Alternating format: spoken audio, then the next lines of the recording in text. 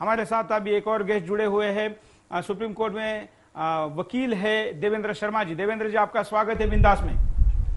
अब देवेंद्र जी हमारे साथ रहेंगे और आप भी करोड़ों की संख्या में इस मंथन में जुड़े हुए हैं। हम एक कॉलर से शुरुआत करते हैं इस ब्रेक की, उनकी राय लेते हैं, क्या कहना चाहते हैं। नमस्कार। हेलो। हाँ नमस्कार। हेलो सर, नमस्कार। बोलिए सर नमस्कार, आई एम फ्रॉम बटाला। हाँ हाँ। मेरा सर जनरल साहब से एक क्वेश्चन है। हाँ। कि जब 1947 में हाँ पीपीएम हमारे देश में आए थे। हेलो। हेलो। हेलो। हाँ बोलिए बोलिए। पीपीएम हमारे देश में आए थे। ये केम विद दी 100 ऊंट, घोड़ा और हाथी लेकर, उसमें से टन ऑफ सोना था एंड चांदी थी। Where is that? नहीं, आपका सवाल ठीक से सुनाई नहीं दिया। जब पीपीएम दलाई लामा साहब इंडिया में आए थे। हाँ, दलाई लामा जब भारत में आए थे, तो प्राइम मिनिस्टर जवाहरलाल नेहरू थे। हाँ, वो 100 घोड़े हाथी के साथ अपना 50 टन सोना चांदी और लेकर आए थे। उनके एवज में इनको 4 जगह पर शरणार्थी शिविर दिए गए थे। वेयर इज दैट सारा सोना और चांदी? जरूर साहब से पूछना चाहता हूँ। बिल्कुल जवाब देंगे मिश्रा। देखिए, दलाई लामा जब हिंदुस्तान में आए थे तो वो छुप के आए थे, और बॉर्डर पर जब वो आ गए थे तो उस वक्त बॉर्डर पर सिक्योरिटी हो गई थी, और इसका आज तक कोई किसी ने पता नहीं। ये सुनी जाती हैं बातें, जैसे आप कह रहे हैं वैसे मैंने भी इस बात को सुना था। तो इस बात का अब ये तो पता उन्हीं का परिवार बता सकता है। अगर आप ये जो आज यूपीए के चेयरपर्सन हैं, उनसे अगर आप ये सवाल पूछें तो शायद ये ज्यादातर संकट बिल्कुल आपके द्वारा उन्होंने उनको ही पूछा है मिश्रा जी। ये उन्हीं से पूछें और वही खुलासा कर सकते हैं, क्योंकि वो व्यक्तिगत तरीके से वो रिसीव हुआ था। अगर नेशन में रिसीव होता तो शायद सबको गजट होता, सबको पता लगता।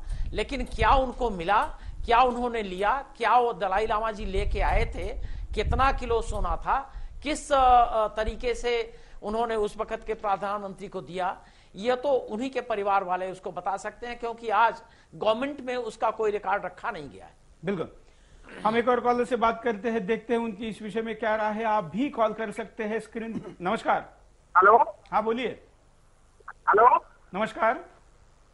नमस्कार सुरेश जी। हाँ बोलिए। मैं राम बोल रहा हूँ।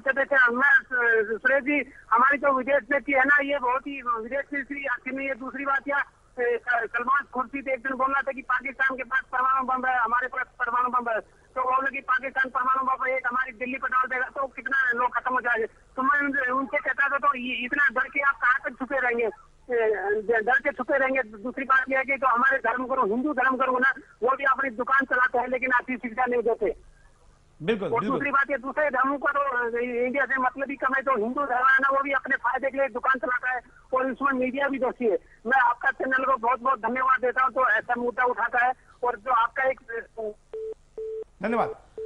हम देवेंद्र जी के पास चलते हैं। देवेंद्र जी, जिस तरीके से विदेश नीति की बात की, क्या कहेंगे? देखिए, कुल मिलाकर चीन को लेकर या पूरे के पूरे चीन का आज विशेष आपने जो परिवेश रखा है, हमारी कभी भी कोई सुस्पष्ट वैचारिक इसके अंदर नीति नहीं थी किसी भी देश की। मिश्रा जी यहाँ पर बैठे हैं, रक्षा नीति के बारे में ज़्यादा जानकार हैं, पर मैं इस बारे में बहुत स्पष्ट रूप से कहूँगा कि हमारे बारे में आरंभ से ही कोई नीति नहीं थी। 1958 तक जो है हमारी सेनाएं वहाँ पर थी, पोस्ट एंड टेलीग्राफ हमारा तिब्बत पे था, बफर बनने रहना चाहिए था, हमारे अधिकार में था। इन सबको लेकर कभी भी नहीं सोचा। दुर्भाग्य ये है कि इन 65 वर्षों के अंदर आज भी इस बारे में हमारी कोई सुस्पष्ट नीति नहीं है। विदेश नीति की अगर हम चीन को लेकर बात करें, हम किसी भी तरफ, या तो हम बिल्कुल एक दृष्टि से जाते हैं कि हम चीन की बातों को स्वीकार करने की स्थिति के अंदर आते हैं, जिसके अंदर अलग अलग विरोध है। दूसरी तरफ हम एक ये विषय लेकर आते हैं कि उसका बहिष्कार करें। पर हमारे विदेश मंत्रालय के पास में वो आज तक, जिसको हम एक स्ट्रेटेजिक डॉक्यूमेंट कहते हैं, चीन को लेकर आज तक हमारे पास में कोई रणनीतिक दृष्टिकोण नहीं है। और ये सचमुच के अंदर भारत जैसा, जिसको उभरती हुई एक सुपर पावर, महाशक्ति का दर्जा दिया जा रहा है, उसके लिए नितांत चिंता का विषय है ये। बिल्कुल। हम इसके साथ साथ परिणामों पे अब जाएंगे और परिणामों पे जाने के पहले कारण जो आपने अब तक भेजे हैं उसको एक बार पहले दिखाते हैं पहले बात करते हैं मिश्रा जी से, कारण थोड़ी देर बाद दिखाएंगे। मिश्रा जी, परिणामों पर हम बात कर रहे थे, तो परिणाम इस विषय के सेना के ऊपर क्या परिणाम होता है? हम सिविल परिणामों पे तो आएंगे, लेकिन सेना के ऊपर क्या परिणाम? मैं जो अभी शर्मा जी ने कहा, मैं उसी से इजाफा करता हुआ कुछ और भी कहना चाहता हूं। जहां तक हमारे विदेश नीति का सवाल है, वो 1947 से लेकर के आज तक उसमें जितनी बड़ी खामियां रही हैं उतनी बड़ी खामियां और किसी नीति में नहीं रही हैं। अभी थोड़े दिन पहले यहाँ पर हिना रबानी खार आई हुई थी और उनसे बातचीत चल रही थी, और उस वक्त हमको ये लगा कि हमारी शायद पाकिस्तान के प्रति भी क्या विदेश नीति होनी चाहिए। जो हमारे यहाँ रोज टेररिस्ट अटैक हो रहे हैं उसका हम कैसे पुरजोर विरोध करें और हम उसको कैसे स्टॉप करें, यह भी पॉलिसी नहीं है। नहीं, वो तो दूर की बात है मिश्रा जी। उस पाकिस्तानी विदेश मंत्री की खूबसूरती के गुण गाने लगे थे हमारे देश की मीडिया। तो पाकिस्तान की सुंदरी को अगर भेज दे तो क्या? मैंने आपका चैनल नहीं देखा। आपके चैनल पर आपने क्या कहा वो मैं मिस कर गया, लेकिन एक बात मैं जरूर कहना चाहता हूं कि जहां तक विदेश नीति का सवाल है, हमने तब क्या कहा था आपको भी बताता हूं, देश वालों को बता। हमने कहा था शुरूप नखा को भेजा है। एक कंसेप्ट होता था, एक आर्य चाणक्य ने अपनी चाणक्य नीति में एक बात कही है कि विष कन्याएं होती थी, उनका कैसे उपयोग होता था विदेश नीति में। तो मुझे लगता था कि पाकिस्तान ने एक ऐसा जो है वो जहर बुझा जो है वो एक फूल भेजा, और उसके अंदर हमारे पूरा का पूरा विदेश मंत्रालय, मीडिया, जो हमारे यहाँ पर ओपिनियन मेकर हैं, सभी उसमें मंत्रमुग्ध हो गए। ये तो एक अच्छी बात रहेगी। उस समय में जो भी राष्ट्रवादी शक्तियां थी, चैनल, मीडिया, उसके पत्रकार, उन्होंने इस बात का एक पुरजोर विरोध किया। इसलिए हिना रब्बानी खार वो सब नहीं कर पाई जो एक समय में हमारे देश के अंदर आकर परवेज मुशर्रफ ने करने का दुस्साहस कर दिया था। बिल्कुल, तो लेकिन फिर भी वो हुर्रियत वालों को अलग से मिली, मीटिंग हुई। वो तो चलिए, हम चाइना विषय और पाकिस्तान विषय में कोई ज्यादा फर्क नहीं ऐसा हम मानते, क्योंकि पाकिस्तान भी जिससे शक्ति लेता है वो चाइना है, और इसलिए हमें पाकिस्तान के ऊपर दबाव बनाने से पहले भी चाइना के ऊपर दबाव बनाना जरूरी है। और चाइना जैसे बड़े देश का ऊपर दबाव बनाने का सबसे बड़ा षड्यंत्र, किसी यंत्र को अगर हम उपयोग में ला सकते हैं तो है उसके आर्थिक चीजों को प्रभावित करना, वहां के रोजगार को प्रभावित करना। वहां के रोजगार को प्रभावित करने के लिए वहां के उत्पादकों को ना लेना, क्योंकि उनके उत्पादक लेंगे तो वहां के रोजगार को हम बढ़ावा देंगे, वहां शांति सुख चैन लाएंगे, और हमारे यहाँ के रोजगार घटेंगे तो हमारे यहाँ की शांति सुख चैन जाएगा। इसलिए हमें सबसे पहले, सरकार तो जब जो करे, लेकिन जनता की तरफ से सबसे पहले अगर कुछ करना चाहिए तो चाइनीज उत्पादकों के ऊपर प्रतिबंध लगाना चाहिए। हम कारणों पर नजर डालते हैं। देखिए स्क्रीन पर आपके हम कारण दिखा रहे हैं। चीन की धोखा देने की प्रवृत्ति।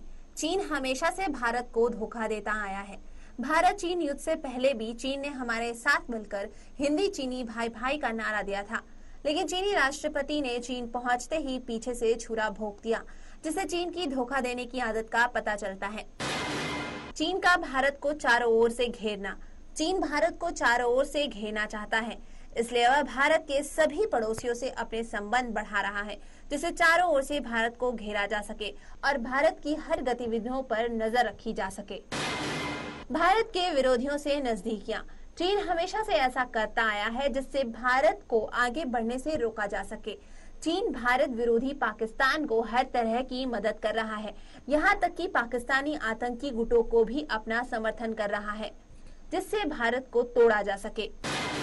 नक्सलियों का समर्थन करना। चीन भारत के उग्रवादी गुटों यानी माओवादियों की सहायता करता है और उन्हें आर्थिक सहायता भी देता है, जिससे भारत को तोड़ा जा सके। देश की आंतरिक सुरक्षा में सेंध लगाना। चीन आज भारत की आंतरिक सुरक्षा में सेंध लगा रहा है। वो अनेक तरह के साइबर अपराध को जन्म दे रहा है। ऐसे यंत्र भारत में सप्लाई कर रहा है जिनसे वो भारत में जासूसी कर सके। देश की अर्थव्यवस्था को खोखला करना। आज चीनी आयात देश का 1/3 है। जहां देखो आज चीनी उत्पादों की भरमार है, जिसकी वजह से आज देश के कई उद्योगों को नुकसान हो रहा है और उससे जुड़े लोग बेरोजगार हो रहे हैं। चीन का भारतीय भूमि पर कब्जा करना। चीन पहले ही हमारी 42,735 वर्ग किलोमीटर की जमीन पर कब्जा किए हुए है। पाकिस्तान समर्थित जम्मू कश्मीर में भी वो भारत की जमीन पर कब्जा कर रहा है। चीनी प्रोडक्ट देश में विष फैला रहे हैं। आज बहुत से चीनी प्रोडक्ट ऐसे हैं जो कई तरह की बीमारी फैला रहे हैं, जैसे चीनी खिलौनों से कैंसर का होना। इसके अलावा और कई बीमारियां चीनी उत्पादों से फैल रही है। हम करें तो कानूनी उल्लंघन, चीन करे तो वो उसका हक, ऐसा ही देखने को मिल रहा है चीन और भारत की नीतियों में। जब चीन पाकिस्तानी सीमा पर सेना और रेल व पुल बनाता है और ब्रह्मपुत्र नदी की जलधारा रोकना चीन का हक, अगर भारत वियतनाम में तेल खोज करता है तो कानूनी उल्लंघन। हमने चीन के ऊपर बहिष्कार करना जरूरी है और भी कारण आप बता सकते हैं। हालांकि हम अभी परिणाम की दिशा को शुरुआत कर चुके हैं, हम अब परिणामों पर भी नजर डालेंगे, साथ साथ में आपसे बात भी करेंगे। हम आपको कहेंगे कि आप एसएमएस भेजिए, क्योंकि हम आज कॉल कम संख्या में ले पा रहे, बड़ी मात्रा में एसएमएस अब तक हमको आए हैं। और एक एसएमएस कहता है कि हमारे देश की सरकारी टेलीफोन कंपनी बीएसएनएल और एमटीएनएल में चीनी उत्पादकों को खरीदा था, जिसमें यह प्रोविजन थी कि भारत सरकार भारत के इन मोबाइल, उस मशीन द्वारा चलने वाले करोड़ों मोबाइल पर क्या बातचीत हो रही है, इसको चीन अपने यहां पर रिकॉर्ड कर सकता था, जिसमें से कई मोबाइल देश के संवेदनशील इंटेलिजेंस एजेंसी से लेकर देश के राजनेताओं के पास भी थे। इतने हम गंभीर है, कितने हम गंभीर है, ये इससे मालूम होता है। हम एक और कॉलर के पास चलते हैं, उनकी राय लेते हैं, क्या कहना चाहते हैं। जी नमस्कार। नमस्कार। चीन का अवश्य ही बहिष्कार करना चाहिए। चीन ही नहीं, जो भी कुछ देश हमारे यहाँ कुछ ढांचे पर यानी ढांचा बर्खास्त करते हो, ऐसे सभी लोगों का बहिष्कार करना चाहिए। वैसे तो चीन का मार्केट यहाँ बहुत सारा है। उदारीकरण के तहत सरकार मजबूर हो सकती है, जनता मजबूर नहीं हो सकती। अगर राज्य सत्ता कुछ काम नहीं कर सकती तो जनता, देश की आम जनता जो है आत्मसत्ता अगर और जानती है कि इससे हमारा देश का बहुत कुछ घाटा होने वाला है, तो आम आत्मसत्ता के तहत उन सभी चीजों का बहिष्कार करके सरकार को भी हम सपोर्ट कर सकते हैं कि भाई तुम तो अपने फायदे के लिए किसी से भी कुछ भी करार कर सकते हो, लेकिन हम आपके करार के साथ नहीं है। बिल्कुल, धन्यवाद। बहुत अच्छी बात यहाँ पर कही कि अगर राज्य सत्ता इसमें कुछ नहीं कर रही है तो जनसत्ता ने आगे आना चाहिए। अन्ना हजारे के आंदोलन के द्वारा हम जनसत्ता की ताकत देख चुके हैं, तो चीन विषय पर भी जनसत्ता की ताकत क्यों नहीं दिखेगी, दिख सकती है। जागरण की जरूरत है। एक और कॉलर से बात करते हैं। नमस्कार, गुड़गांव से बोल रहा हूँ। बोलिए संजय। देखिए, चाइना के प्रोडक्ट्स ना खरीदना या उनका बाइकआउट करना मेरे को नहीं लगता कि एक सोल्यूशन है, बल्कि हमें चीनी प्रोडक्ट्स का मुकाबला खुद करना चाहिए। हमें लगता है कि हमें अपनी कमजोरियों को छुपाकर दूसरों को हवा खड़ा करने की एक हमारी आदत सी बन चुकी है। देखिए, जब हमें मालूम है कि चाइना की पॉलिसी क्या है, हम अच्छी तरह जानते हैं, तो हम अपनी औद्योगिक नीति को ऐसा क्यों नहीं मजबूत करते, ऐसा अच्छा क्यों नहीं बनाते कि उनके प्रोडक्ट्स का हम मुकाबला कर सके, अपनी अर्थव्यवस्था को मजबूत कर सके। वो तो हमारी सरकारें या हमारे पॉलिसी मेकर कोई सोचते नहीं है। बिल्कुल, लेकिन मैं आपको इस यहाँ पर मैं आपको रोकना चाहूंगा, मैं आपको इस विषय में बताना चाहूंगा कि चीन अपनी नीति के तहत यहाँ सस्ता माल भेज रहा है। देखिए, हम ऐसी चीजें क्यों नहीं बनाते? हमारे अंदर भी वो कैपेबिलिटी है, हमारे अंदर मैन पावर है, हमारे पास वो सारा इकोनॉमिक पावर है। हम ऐसी चीजें, ऐसी पॉलिसी क्यों नहीं बनाते? ऐसी नीतियां हम भी तो बना सकते हैं ना सर। दूसरा क्या है कि जरूरत है सब एक राजनीतिक इच्छा शक्ति की। हमारी अगर राजनीतिक इच्छा शक्ति मजबूत होती है तो हम काफी अच्छी तरह मुकाबला कर सकते हैं। देखिए, हम हमारे देश के राजनेताओं से, हम इस देश के राजनेताओं से क्या अपेक्षा करें, क्या उनसे हो? हम तो अब जनसत्ता की बात कर सकते हैं, लोगों को अपील कर सकते हैं, और इस कार्यक्रम की विशेषता भी लोगों तक पहुंचने की है। इसलिए हम लोगों के हाथ में जो है उस विषय को प्रायोरिटी दे रहे हैं। और आखिर हमारे ऊपर हमला करने वाले किसी देश की मिठाई हम कैसे खा सकते हैं? इस देश पर बॉम्ब फोड़ने की इच्छा व्यक्त करने वाले, रखने वाले देश का बना हुआ गणेश हम अपने घर में कैसे पूजा के लिए ला सकते हैं? चाइना से अगर चाइना यहाँ हमारी मार्केट में अपना उपस्थिति बना रहा है तो हमारी पॉलिसी ऐसी है कि हमने उसको अलाउ किया हुआ है। हम अपनी पॉलिसी में ऐसी चीज अगर बना दें कि चाइना अपना प्रोडक्ट हम हमारे बाजार में ना उतारे, बल्कि हम अपना जो घरेलू उत्पादन है उसमें बनाए, तो मेरे को नहीं लगता कि चाइना यहाँ आके कोई ऐसी कोई चीजें बनाएगा हमारे। लेकिन देखिए, इस विषय में सरकार की हमारी खुद की कमजोरी है जिसे हमें खुद देखना है। बिल्कुल। इच्छा शक्ति मजबूत होगी, राजनीतिक इच्छा शक्ति होगी तो ये दुहाई देने से सब कुछ नहीं होता कि चाइना ने तिब्बत में आसपास में बहुत इंफ्रास्ट्रक्चर डेवलप कर दिया, पाकिस्तान नेपाल के आसपास में उसने अपनी उपस्थिति बना ली, हमें घेरने की कोशिश कर रही है। हम क्यों नहीं ऐसा करते? बिल्कुल, यही हम हमारे चाह रहे हैं। पास क्या चीज नहीं धन्यवाद। है।